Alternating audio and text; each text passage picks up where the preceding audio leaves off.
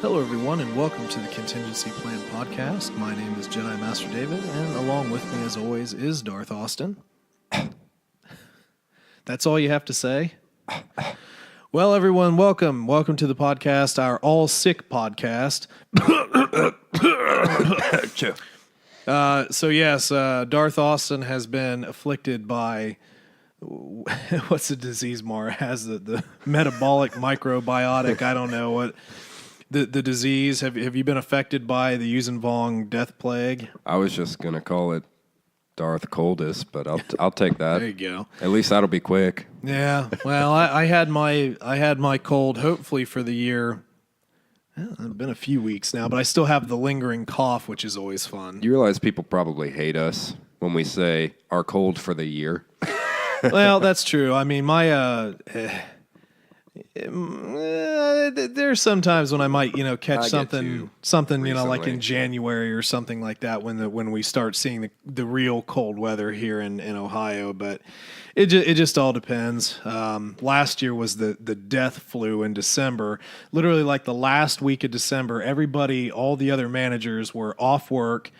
With scheduled vacation time. I was the only one in there. I got this flu that it had put people down for like literally weeks. Like I had for like 3 weeks. Yeah, it was crazy. People were taking leaves of absence because of this flu, and I got it. I had to be at work, so I was at work sick, and then I also had to move that next week, so I was moving sick. I mean, literally, I remember a couple times where I had stuff, I was putting it in my truck, and I would just I would just collapse for a little while and then kind of get back up and take the stuff out and then collapse again for an hour or something just because I felt so much like crap. So hopefully that doesn't happen this year, and hopefully you get over your whatever cold or flu or whatever you have here. But I don't know. I usually ignore them. They last forever. I usually get a cold and it lasts like 10, 15 days. But yeah, well, that's not good. No, it's probably a very bad sign, but I'll still take 15 days in a row than 5 or 6 random ones. Well, you need to get yourself some of that Theraflu stuff, the powder you add into hot water. It's like a tea, the real lemony stuff. That stuff actually does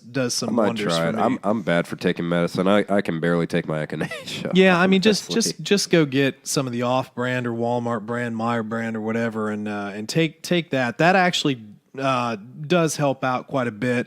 Normally when I start feeling, because I'll start feeling, get a little scratchy throat, so I know I'll pop a few of those emergency things, take a little bit of that tea, and take a shot of Crown Royal to loosen the throat, Yeah.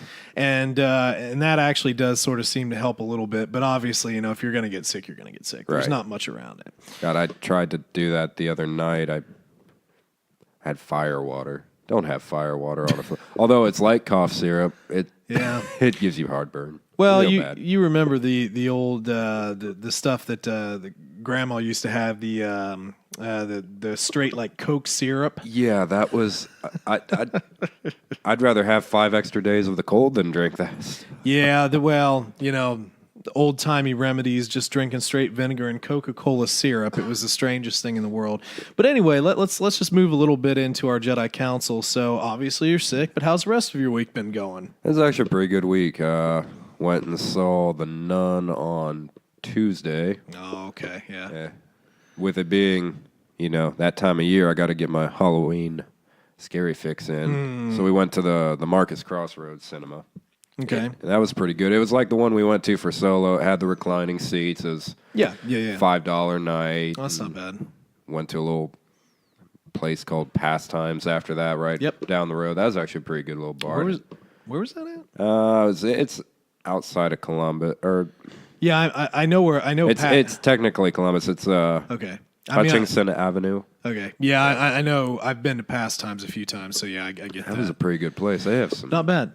Good dry rubs. I got like a really Jamaican jerk on French fries, and I went crazy over that. But Then did you also wind up going and watching Venom? I know you were talking about that. I didn't get to watch it. They all canceled. Yeah. One of them couldn't afford it. The other one didn't want to do it without everyone doing it. I think we're going tomorrow night. Maybe. Being in your early 20s. Well, he's trying. He's buying a house. So yeah. Well, that's all right. Hopefully tomorrow I'll go watch it.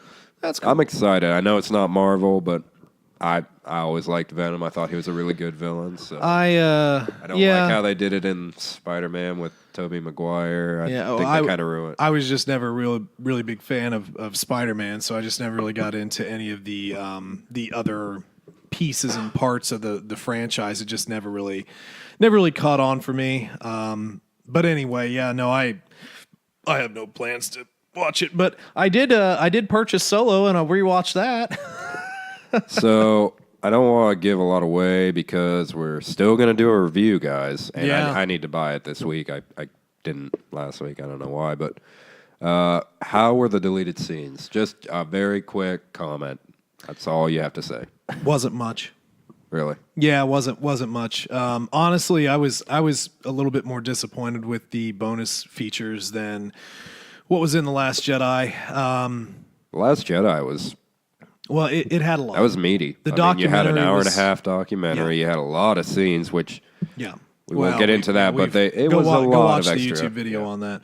But yeah, I wasn't impressed with any of the deleted scenes. It was kind of one of those deals. It was like, okay, don't care about any of that. So did you feel like the movie would have been worse with them, or one of them? Yes, there were a couple of them that you could tell were shot and fleshed out, and that were reshot probably when Ron Howard took a hold of it. There was one where Han steals the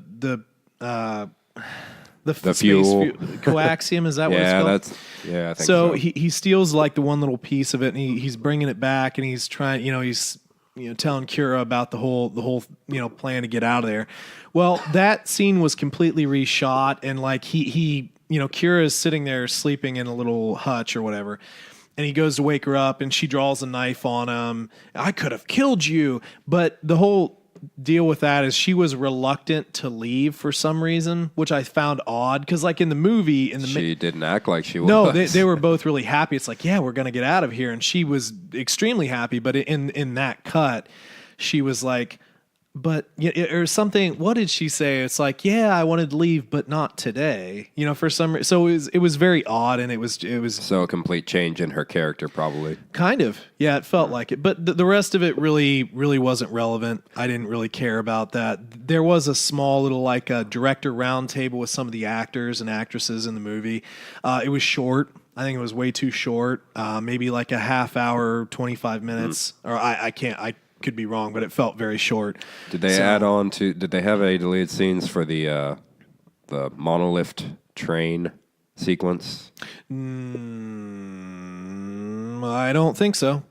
No, there was. I was kind of hoping they would because that was one of my favorite sequences in the movie. I don't believe so. No, they had a little bit of an add on to the chase. There was another one where, so in the very beginning when they were being chased, there was a part where they go on foot. I assume after they kind of lodge their speeder, where they're running, and then they find this vat of eels. So it was like a water tank with eels in it. And so Kira's like, jump in here. And Han's like, I'd rather not. And it was like, and so they jump in this vat of eels, presumably to like evade capture. It's like, oh, the dogs can't sniff because of all the stench, or, this little dog things. Yeah. And then, he's, for some reason, he's like trying to make a move in the eels. It's like, I want to kiss you. It's like, this isn't the time. It's like, did you just brush past my leg? It's like, no. And it was an eel in his pants. And I thought it was kind of stupid, to be honest with you. So again, the deleted scenes, I'm totally cool with them not being there. They didn't add anything like The Last Jedi, and there was also a small, again, very short about, it was Kasdan on Kasdan, so Lawrence and then his son. And that wasn't anything either. I thought it was going to be like them talking with each other, but it was just like individual kind of like interviews, and it didn't really add anything to the mystique. I haven't watched all the bonus stuff, but the stuff I watched was it was underwhelming. I mean, the movie was pretty much everything I needed. The movie was pretty I'm not spot on. surprised. Yeah, but really not. We will obviously get a full review of that. That will be on the YouTube page. So just as a general reminder, if you haven't subscribed to the YouTube page, we are going to put stuff on there. We've been a little bit, I don't want to call it lazy, but just it's a timing We're working thing. too much, and now God, today was the first day. Best time to be sick. First day of that time of year. Yeah, well, winterization. So. Yeah, you've got a lot going on now. I mean, I'm just generally busy, and of course we live about an hour apart too, which doesn't help. But I kept trying to get you just move to Columbus. I got a spare room, whatever. But now we will be putting more content on there, video format, chat, stuff like that, reviews of things. But solo is next on the list, probably whenever you're able to come up to the house. And hopefully next week we can do that. I've got 3 days off, and I gotta get my truck running first while it runs. But I'm down a cylinder, so that darn truck, man. Yeah. But yeah, that's pretty much what's going on with that. So I don't know. We could go. You want to go ahead and run off and start on the HoloNet on our story? Yeah, sure. This week you've got a story for us. Well, I went ahead and pulled this one. I mean, this has been pretty much the news. So we all knew that Jon Favreau was going to, have a series, a live action Star Wars-ish series. And we just kind of got some details about it. John actually went ahead and tweeted this little tweet. Oh, and of course it's in black and yellow. I like that. Yeah, so we have the title, The Mandalorian. So this is presumably going to be the title of the series. I don't think that's a working title. Seems to make sense. After the stories of Jango and Boba Fett, another warrior emerges in the Star Wars universe. The Mandalorian is set after the fall of the Empire and before the emergence of the First Order. We follow the travails of a lone gunfighter in the outer reaches of the galaxy, far from the authority of the New Republic. So, and then it accompanied with this picture. Did you see the picture? No, I didn't look at the article. Okay, I'm scrolling trying to find the picture. For gosh sakes, I think you went right there too far down. Okay, so it's just Mandalorian in armor, kind of cool looking armor. Yeah, looks like he has a sniper rifle, or maybe a looks like he has a sniper rifle. The setting kind of looks like what was that world from Battlefront? Crap, I can't remember the planet. It's actually one of my favorites to do on Blast. I'll think about it. I can't remember which that was. But anyway, is there a Mandalorian map on that game? Is it anything set in that? I don't think so. No. It has been a while since I've even played, but anyway, I don't believe so. So first of all, let's just kind of talk about Jon Favreau's tweet here. So another warrior emerges. So we're kind of sounds like maybe a lone gunman type of deal. And after the fall of the Empire, before the First Order. The lone gunfighter of a lone gunfighter. So, okay, they could cast Clint Eastwood's son. You talking to me, punk? That'd be amazing. His son, but you wouldn't see the look. Well, he takes off the helmet. Maybe, I don't know. I will say though, Clint Eastwood's son does look a lot like him at some points, and other times he doesn't. But is he an actor? Yeah, he's done like little things. Nothing super big, but that's neither here nor there. He will not be cast, and they haven't released any of the cast, but they did release some of the directors. So it looks like there are going to be multiple directors of each episode. They're talking about $100 million budget for a 10 episode series. So $10 million per episode, which is putting it on point with like Game of Thrones and some of the big like HBO series. So there's going to be a lot of money put in there. That is crazy. I thought that seemed a little crazy, but I wonder if that will be in paying the actors because we'd see some big names, or if it's going to be in all the special effects. No, I think it'll be all encompassing. So that'll be pay for the actors, special effects, sets, all that good stuff.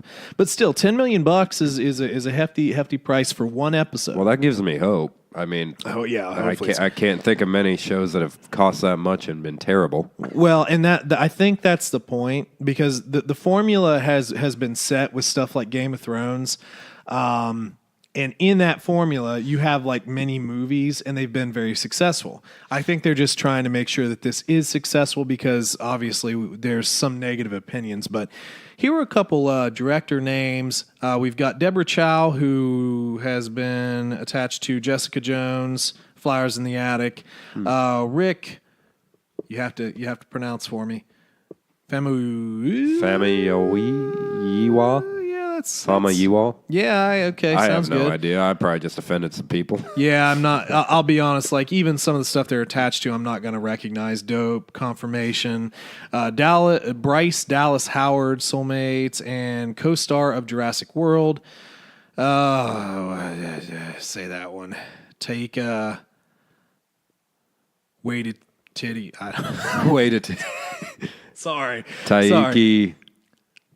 Whatever. Waititi. Yeah, that. I don't sure. know.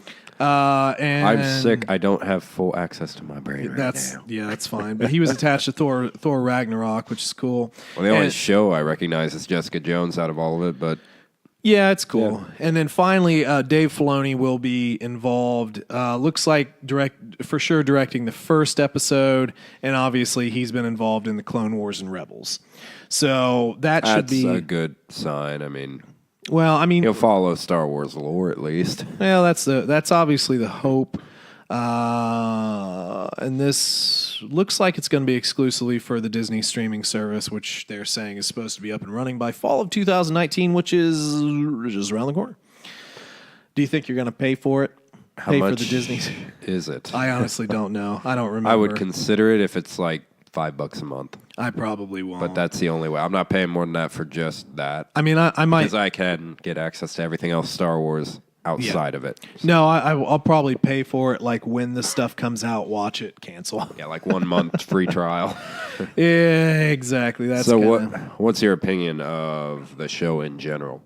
Well, let me Not that we know much. No, you're fine. Let me first start by saying I've never been super crazy into the Mandalorian lore all that much. Not that it's bad or anything. It's never really like perked my interest a whole bunch. I did like some of the writing about it in Revan, but I've just never really cared. I mean, Boba Fett was always a cool character because of all his gadgets and armor and stuff, and he makes great cosplay and whatnot. But I've never specifically cared all that much, and that's not a knock against the, what it is. It's just it's okay. Yeah, it's never grabbed me. I mean, the Django whole Jedi hunter stuff, right. Backstory for that. I never got into any of the Mandalorian stuff. Maybe I'll start looking some more into the lore. Get kind of pumped for it. Maybe. I've never deep dived into it. Right. If it's good, I'm more than happy to watch it. I want to make sure it's good. I don't want it to be corny, I guess. I also don't want it to be super serious. I think we've been on a real super serious path in Star Wars, and Last Jedi was a little bit of each, but God, the serious moments were. Yeah. We need a little more fun, like in Solo. Yeah, but I just don't want it to be cheesy. Yeah. So we'll see, but I honestly wouldn't even think about like what it would even be about. Like is it just like a bounty hunter? The monster of the week type of TV show format where he's like following bounties and that's all it is, with like a sort of like a central arc, like some sort of overarching type of deal. I wonder with that budget if you'll see any, surprise guests. Anybody from the movies? No. Well, apparently from what it said in here, we shouldn't expect anybody from the Star Wars universe that we've already kind of seen. I wonder if he'll be tied in somehow to Django and Boba. I mean, it'd be kind of, you could do it. I don't know. I just kind of feel like they're going to go out of their way to just sort of make it completely unique and just complete. I'm sure we'll see some of the same settings, like planets that we've heard of, but I don't know. And you might get some little tidbits, a name drop or two, but I don't expect to see, some of the characters that we're used to, or the conflicts we're used to. I kind of feel like this is going to be more of a standalone, which I'm fine with. Yeah, Star Wars has been really formulaic the past few years. I mean, a lot of people say that Force Awakens was a complete ripoff of New Hope and all this stuff. So something completely off the wall, different. I'm excited for. Yeah. So I mean, like I said, it's content. It's gonna be weird going into a Star Wars related TV show or movie that would have nothing from the Star Wars universe, though. Maybe that's just like prep for the next trilogy. Maybe. I mean, I think this is going to be hopefully the hope is that it is a kind of a deep dive into old lore, kind of tying in some of the stuff like we're talking about here with the new Jedi Order and with old canon. So that's the hope. But It's too bad. That would have been really cool if they set it in like Revan's timeline. That would have been really cool. Well, you kind of get into the origins of Mandalore and the original helm and all that stuff. Yep. Yeah, that'd be kind of neat. But they said the setting after the fall of the Empire, but before the First Order showing up. So. Is Revan still canon? I don't think he is he?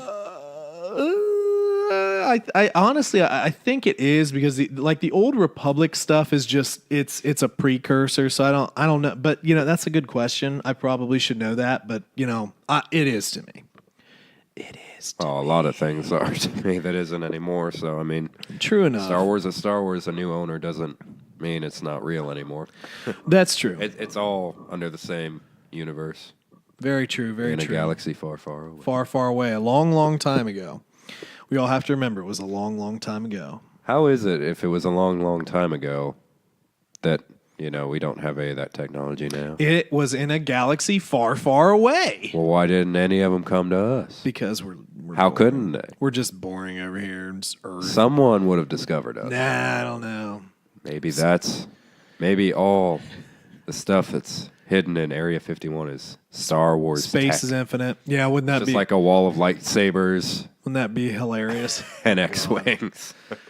Okay. Well, anyway, I think that you got anything and more Jar to Jar. add? Yeah, and Jar no. Jar. Well, then we'll execute him publicly. Well, he can stay in 51. Anyway, executed. Anyway, so got anything more to add, Mandalorian-wise? I'm excited. There's not much else to say. I mean, we don't know anything. Not yet. Really. Not So yet. It's all speculation. I'm more excited for the comics coming out, honestly. That's what I'm excited for. Well, yeah. I'm a little bit more excited about the things here and now, but we'll have to see. Yeah, it's good timing too, because right after we get Solo done, maybe Rogue One if we're. We do, yeah. If we have the time, I'd like to do all of. I'd like to eventually do reviews of the original trilogy and the prequels. Honestly, it's all a matter of time. Yeah, but yeah, after we get Solo done, that'll be perfect timing to start the comics. So for sure, I'm very excited. For sure. All right, so let's get into what we came here for. Yeah, I was just looking around He's for my just book. looking for his book. Where did I put it? Did you bring your book? Hopefully. Oh, there it is. I got it. Hold on. I'll say it's hard to miss. Yeah, no, I put it. It was under my computer. So what's our chapter should still called? stick out. Yeah, I know. What's our chapter called? We got chapter 12, the game, the reality. The game, the reality, and we had obviously the last chapter was Boom. Yeah, Boom. Which was kind of Kill. Yeah, working through our Yuuzhan Vong plot, and now we're going back to Lando's, picking back up after Janet had done the impressive round of running the belt. Spoiler, it's a filler chapter. It's all right. Well, it's kind of a filler, but it's also kind of a setup chapter for potentially something which we'll obviously talk about here. But yes, chapter 12, the game, the reality. So we pick up with Jaina, and she basically had just come back from running the belt. So that was 2 chapters ago, right? Yep. Oh, let's see here. So it was strange. Janet admitted. It was just so strange. I don't know why. Rocks are strange. And then we kind of get in here again a little bit about our conflict between Jason and Anakin. They're just going to continue to butt heads about, Force augmentation versus skill with the Force. Jason basically says, "Hey, you found your piece," and Anakin, "You practiced your piloting skills." So this is picking back up where we left off with their arguments. So Jason basically is of the opinion that the only thing that gave her the ability to run the belt so well and capture this record was finding her inner peace within the Force. While Anakin's viewpoint of it is that, she's a skilled pilot. And she's a skilled pilot, and then the Force augmented on top of that. Now, we can stop here, and we can talk about sort of our views of this, because I've always believed that the Force is an augmentation of skills you already have. If you're a bad swordsman, the Force isn't necessarily going to completely augment all your abilities. Now, that being said, Rey kind of does blow that up a little bit. Yeah, she does. But Kylo was also hurt during that fight. True. So, would she have beaten him with the Force augmentation, with him being at 100%? That's debatable, I think. I'd be surprised because she had no prior training except for with the staff, and it's different. She, and I think that's also a part of it. She does have some skill with a weapon, with a hand-to-hand weapon. But in this case, we have two splits. So Jason is the sole thing is that the Force was the only thing that helped you win this. And Anakin said, well, yeah, the Force was there, but you also have superb piloting skills through practice. And then, of course, Jason also brings up, well, then, why can't you beat me in a duel? Because as we know, Anakin likes to practice with the little training device, the training ball. So what's your opinion on this here? What do you think? What do you think wins out? Skill plus Force, or just simply the Force? I think to answer that question, the easiest way to do that is to look at Luke. Mm-hmm. Luke is pretty much, in this canon, a god in a way. I mean, he's got ridiculous power through the Force. He, on his own, is an amazing pilot, an amazing duelist. And but see, there's the other thing. He's an amazing pilot, but he was an amazing pilot before. Correct. His knowledge really became of the Force. Just like his father. I mean, right. I think it takes both to be well-rounded. I mean, I'm trying to think of an analogy, but it'd be like trying to walk with one leg twice the size of the other. You focus everything into one side, not the other, not being well-balanced. You're never going to reach your true potential. So I feel like with these siblings,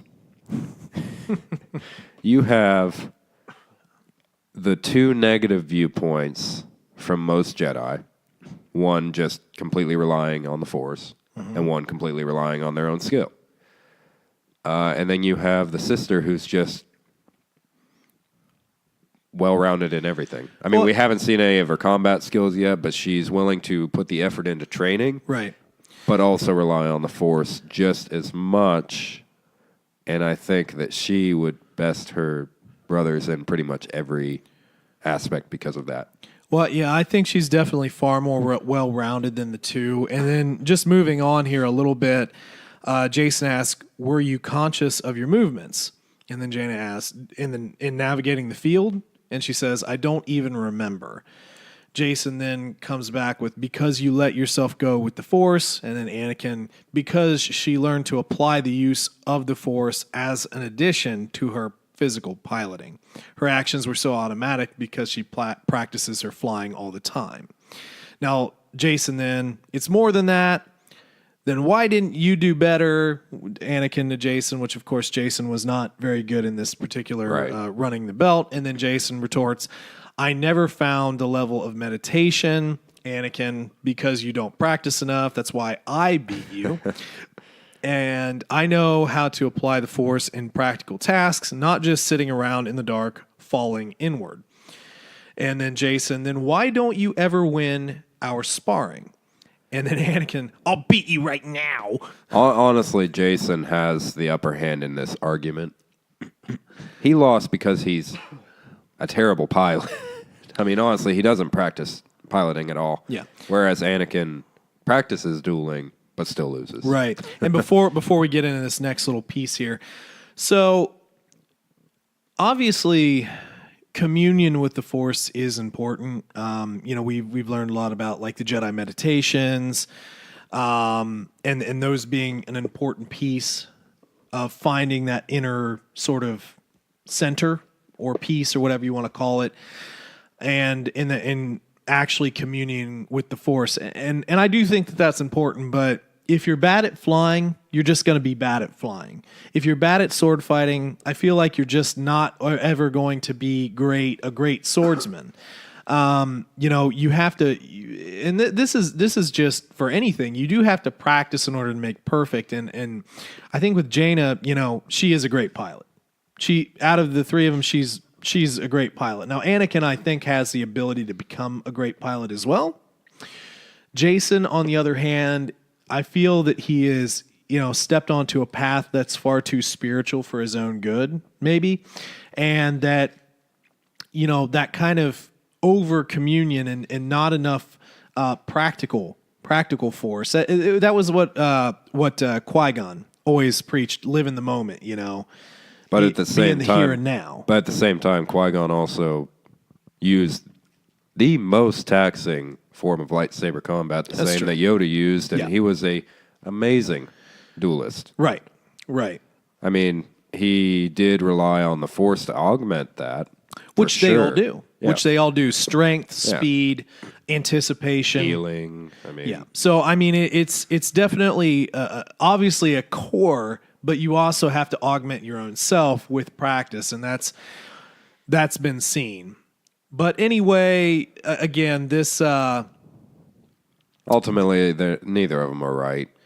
Not completely. And Jaina does say you're acting pretty stupid for a couple of supposed Jedi Knights.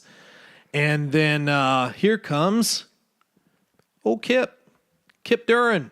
On the contrary, Kip's weird. Yeah, Kip's kind of whatever.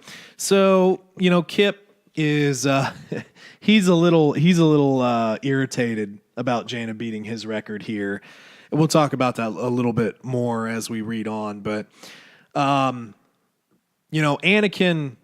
has an immediate kind of reaction to Kip, and he kind of views Jason is right in one way. Anakin does kind of like that sort of glory, the sort of heroism. He's young. Yep. He thinks that sort of heroism, and honestly, he's had probably the worst go of it, mainly because it's like his dad was a hero general, not only a smuggler but a hero general within the rebellion. His mother is a huge central force within the rebellion. Their uncle Luke is like the hero of all heroes, and anyone else they seem to commune with was just a hero within that time frame. Plus, he also has his grandfather's mentality as well.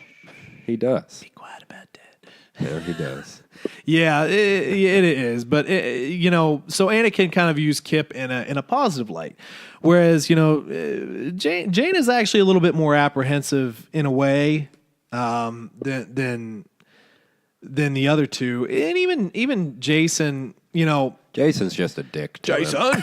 Well, it's funny, but they do start to argue here a little bit. Let me see if I can't flip the page because Kip does talk about his squadron and that they're going out to basically do a job. And Jason and Anakin both, your squadron, just some friends who fly with me. And then but they're not Jedi. None of the other pilots are Jedi. They're just some of his friends. Catch that. Okay. Yeah, there was a little part here, and then okay. Yeah, yep. And then Kip, just some friends, and then he says, if you three wanted to join sometime, if your father and your uncle would let you in, you would be more than welcome. So this is kind of interesting, sort of how they all take this. So Jason's automatic join in what? Work. What's that word? And again, we've heard sort of about the activities of supposed, quote, rogue Jedi in the Outer Rim. So Kip explains stopping illegal trade. Excuse me, frog in the throat there. Stopping illegal trade, settling disputes.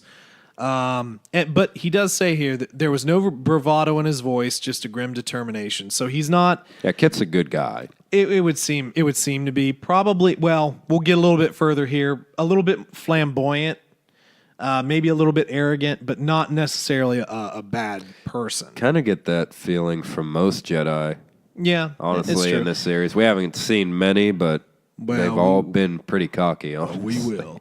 So Jason then says, is that the role of the Jedi now? Chasing smugglers?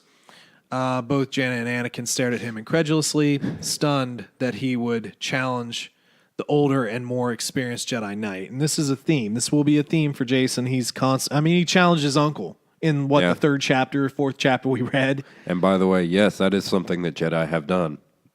True. If he knew his history at all. Yeah, but his point is that they shouldn't do that, but it is something historically that the Jedi have done.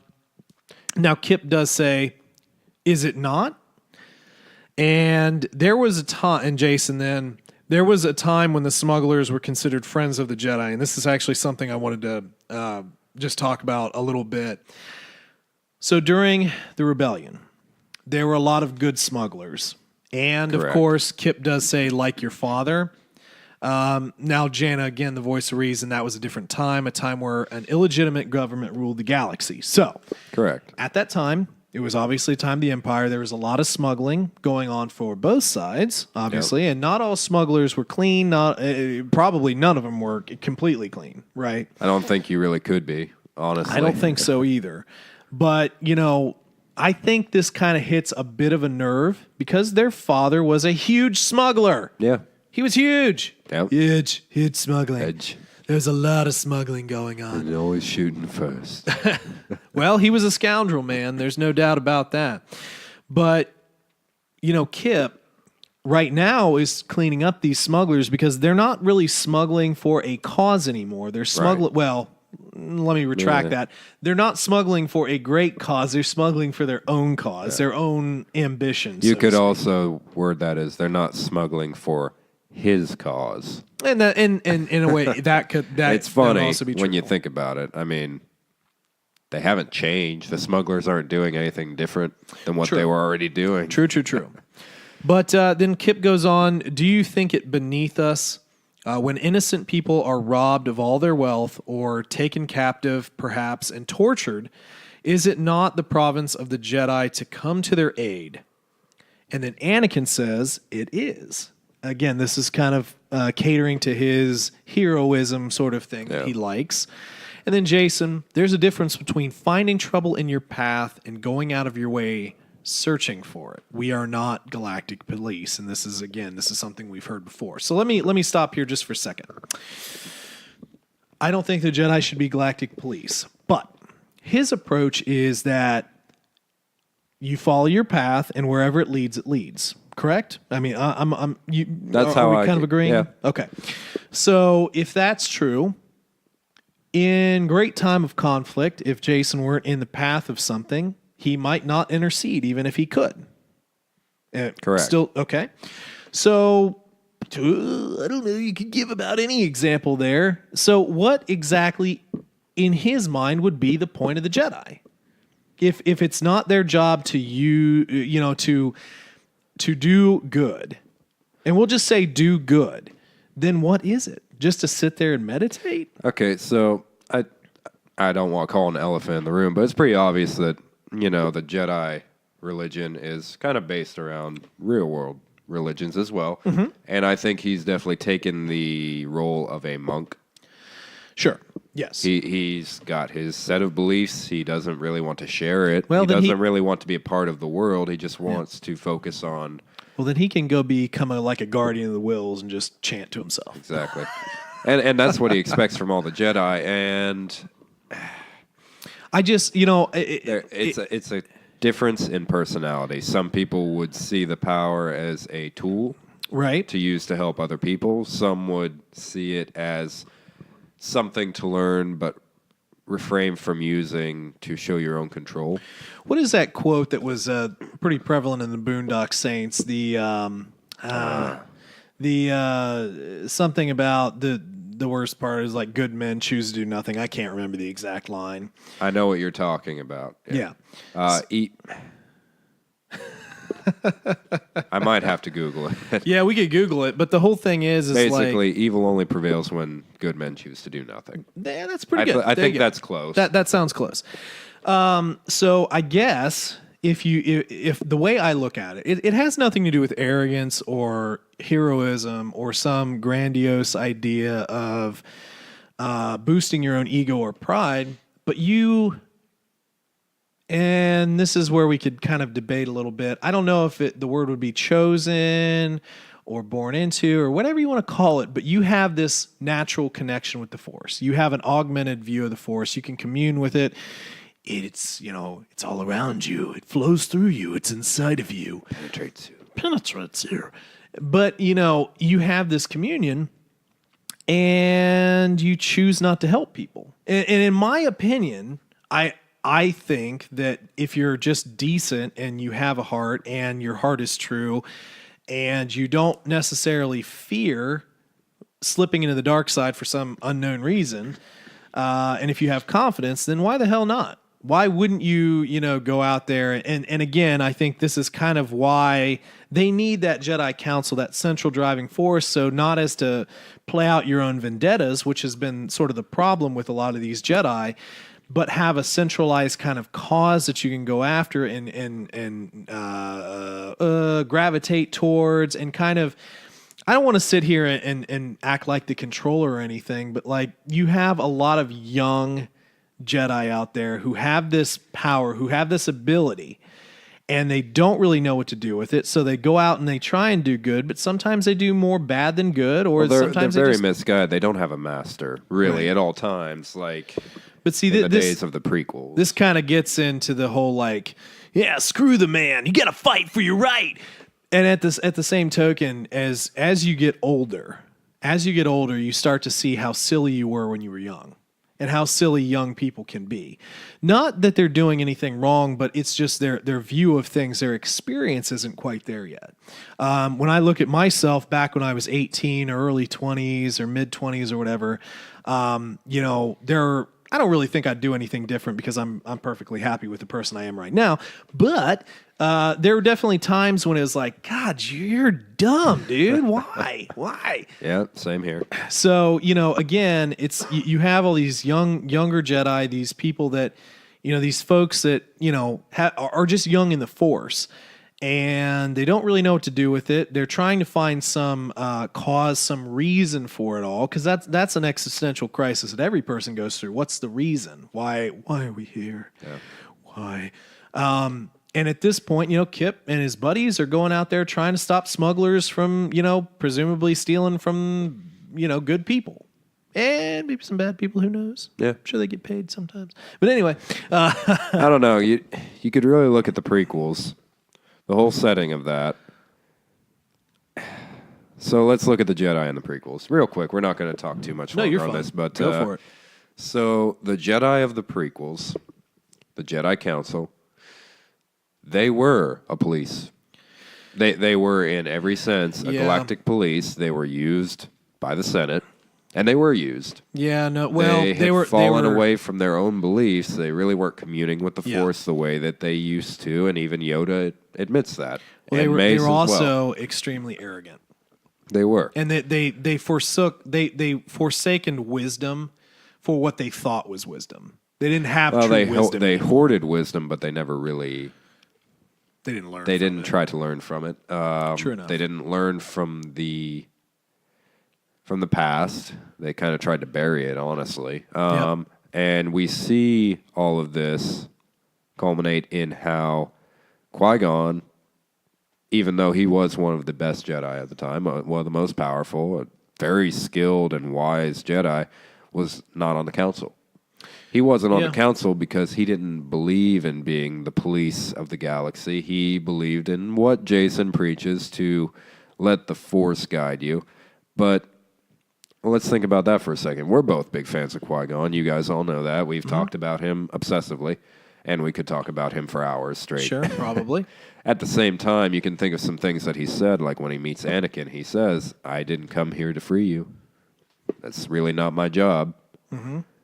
And you could say that that's kind of crappy. I mean, he could easily save Anakin and his mother, and why wouldn't you if you could? Matter of perspective, but yeah. But at the same time, you could look at that deleted scene from The Last Jedi. Mm-hmm. You run into something not knowing the full story. Right, yeah. You make a real idiot of yourself, and, So there has to be a middle ground. Yeah. I think Luke found that middle ground in a way that not many Jedi did. Even Qui-Gon was a bit of an extremist. I mean, you can't argue that, even though I think that he was more a pure Jedi than most of his day. Possibly. But then, I mean, even when we talk about Luke, I mean, Luke did a lot more than conceivably. I don't even know if Jason would have went to the extremes his uncle went to, because his uncle was a true hero. Correct. Selfless, and he really did go out there to attempt to, stop the evil empire. Whole thing is, right now, they don't have that overarching terror. Well, they're about to. Right. But even, right now they don't have that overarching terror that they have to fight. But the problem is, and we see this a lot just like in our society now, you have to have maintenance sometimes. You have to continue to what's the best way to describe this? Just, continually be good. You can't slip back into complacency just because the overarching terror is past. Yeah, because that's how the next terror forms. Correct. Complacency is the enemy. But anyway, let's kind of jump back in the story here. That was a decent little tangent there, bud. It was a good one. Oh, there's not a ton more to talk about in this one. Well, we do have a little bit here with Kip, and then we have our other little part of this, and we'll kind of navigate through this pretty quick. Kip, again, great flying Jaina, you'll never catch me. They kind of, go back and forth. It just in good-natured ribbing, kind of fun. And then we get their departure. So they're departing in their ships.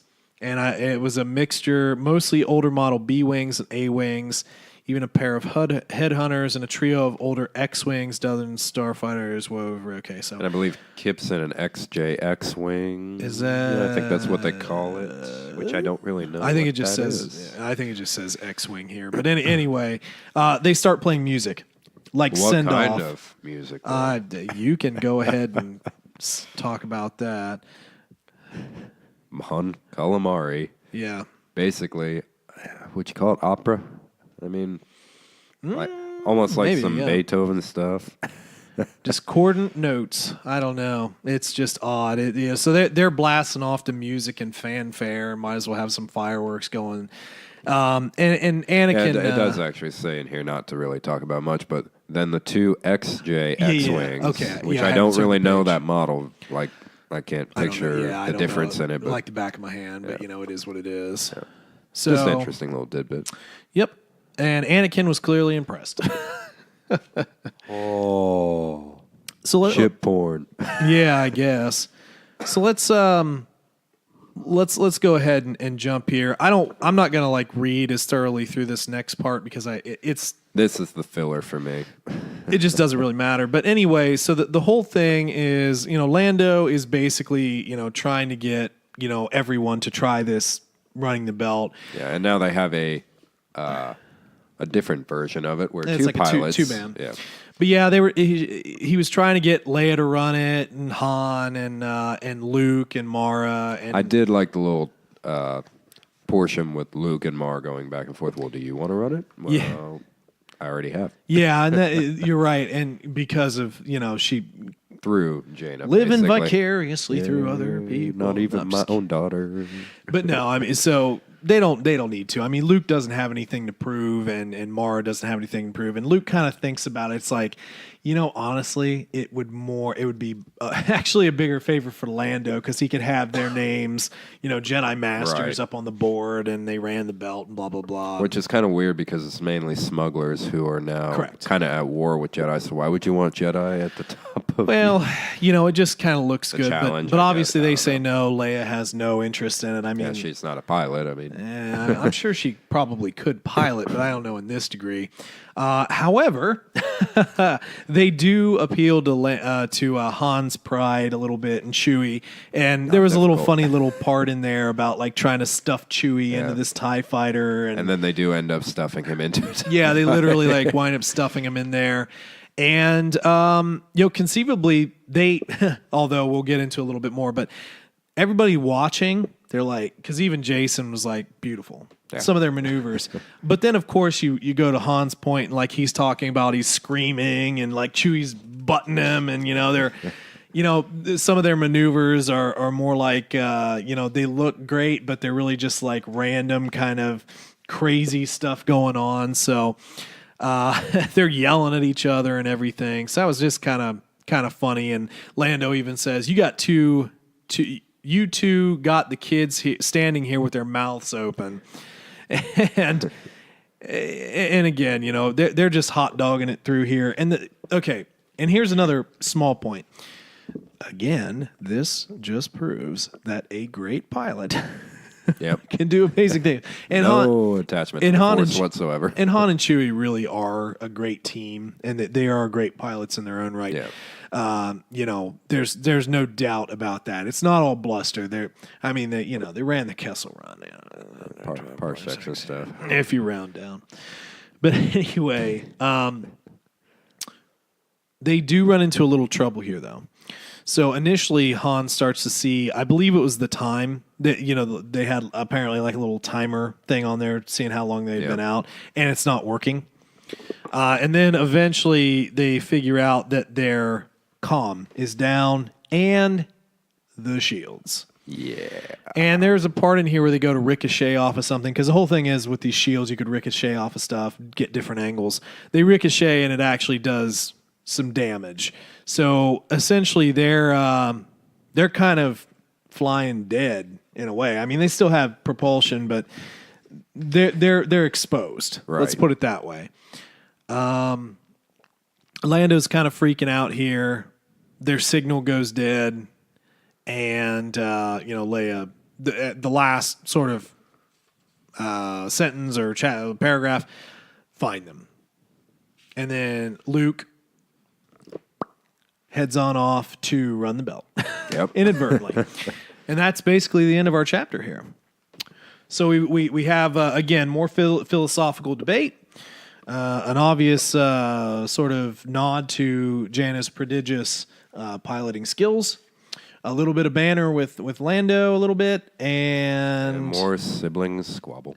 A lot of sibling squabbles, which is always fantastic. It's not gonna end. Never. I can tell it's not gonna end. No. It won't. And there's so much more to this as we go along. I mean, this book is just like not even the tip of the iceberg. I mean, if I didn't know better, I would say that Jason's just gonna start a random lightsaber duel with him at some point.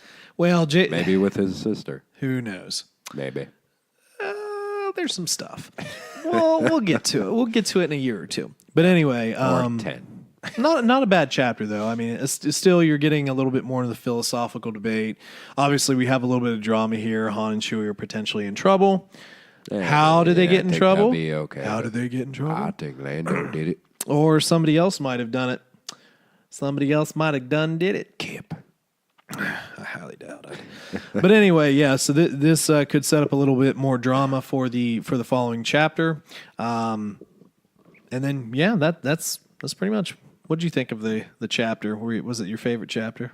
No, but any chapter that kind of makes you think about the Jedi philosophy is always a good one for me. Sure. Love thinking about that. Love debating it. That was good. You can't even say we debate because we pretty much agree on the Jedi philosophy. For the mostly, for the most part. Yeah. And again, I think we've said it a few times. We're gonna do a video on that. Just an epic 4-hour rant. We'll be sweating and we could easily do deep and sweaty. Okay, guys. Well, we're starving. We're literally starving to death, and we're dehydrated. So we need to stop. Been talking about this for 4 days. Why didn't we get Taco Bell? Oh God! So yeah, it should be interesting once we get to it. But yeah, obviously a ton more book to go. we're trucking pretty good through this book, though. We are halfway through it, just about. So that's not bad. Yep. But there's obviously still... Actually, we are. I think it's a 24-chapter book. I think so, yeah. Yeah, so we're halfway through now. So, yeah, we still got a lot to go here, but, yeah, we appreciate you guys sticking around with us and listening to our crazy ramblings and everything. And just as a general reminder, if you are interested in any of our social media, we do have Facebook. Just look up the Contingency Plan Podcast. Hit the old like button on there. Leave us any sort of messages or comments about the chapters, theories you might have, anything you'd want to talk about, and we'll be more than happy to talk about it on the podcast. We also have our email address. That's tcplanpodcast@gmail.com. Again, another way to get a hold of us. And we also have Patreon as well if you're interested in supporting the little book club /podcast. We do have our Dinner with Patrons series, which is just kind of a general conversational series where we eat dinner. You grab some dinner, you put the video on. It's a lot of fun. And he said it right. Yeah, I know. Sometimes I'll say it wrong, but I still have to edit the next video. We have one more Dinner with the Patrons that I haven't edited yet. The KFC one? Yes, the wrong KFC order. Don't talk about it. But we'll go over that. We'll obviously throw that up here relatively soon. I just have to have some time to edit the video down because those are normally like 45 minutes, give or take, 30, 45 minutes. Take a little bit to render, but I'll get going on that here pretty soon. And anything else I forgot? I think we got it all. All right, on. So, guys, I appreciate you guys stopping by. It's been a lot of fun to this point, and we'll keep trucking along with Vector Prime. And, you guys have a great rest of your day. Yep. And as always, may the Force be with you.